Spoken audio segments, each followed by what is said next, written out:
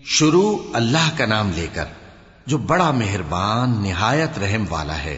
قاف ہا یا عین صاد، یہ تمہارے پروردگار کی مہربانی کا بیان ہے جو اس نے اپنے بندے زکریا پر کی تھی جب انہوں نے اپنے پروردگار کو دبی آواز سے پکارا اور کہا کہ اے میرے پروردگار، میری ہڈیاں بڑھاپے کے سبب کمزور ہو گئی ہیں اور سر سفید بالوں کی وجہ سے چمکنے لگا ہے، اور اے میرے پروردگار، میں تجھ سے مانگ کر کبھی محروم نہیں رہا، اور میں اپنے بعد اپنے بھائی بندوں سے ڈرتا ہوں، اور میری بیوی بانجھ ہے، پھر بھی مجھے اپنے پاس سے ایک وارث عطا فرما جو میری اور اولاد یعقوب کی میراث کا مالک ہو، اور اے میرے پروردگار، اس کو خوش اخلاق بنائیو۔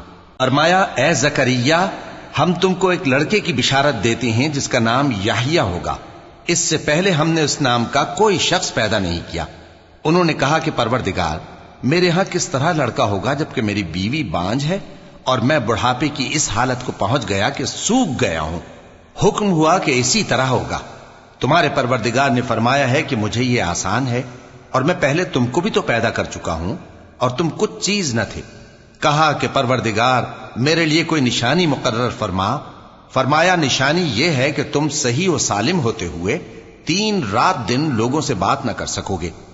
پھر وہ عبادت کے حجرے سے نکل کر اپنی قوم کے پاس آئے تو ان سے اشارے سے کہا کہ صبح و شام تسبیح کرتے رہو۔ فرمایا اے یحییٰ، ہماری کتاب کو مضبوطی سے تھامے رہو، اور ہم نے ان کو لڑکپن ہی میں دانائی عطا فرمائی تھی اور اپنے پاس سے شفقت اور پاکیزگی دی تھی، اور وہ پرہیزگار تھے، اور وہ اپنے ماں باپ کے ساتھ نیکی کرنے والے تھے اور سرکش اور نافرمان نہیں تھے۔ اور جس دن وہ پیدا ہوئے اور جس دن وفات پائیں گے اور جس دن زندہ کر کے اٹھائے جائیں گے ان پر سلام ہے۔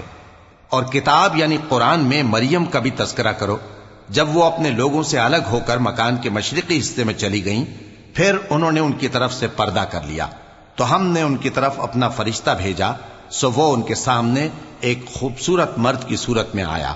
مریم بولی کہ اگر تم پرہیزگار ہو تو میں تم سے بچنے کے لیے رحمان کی پناہ لیتی ہوں۔ فرشتے نے کہا کہ میں تو تمہارے پروردگار کا بھیجا ہوا یعنی فرشتہ ہوں، اور اس لیے آیا ہوں کہ تمہیں پاکیزہ لڑکا بخشوں۔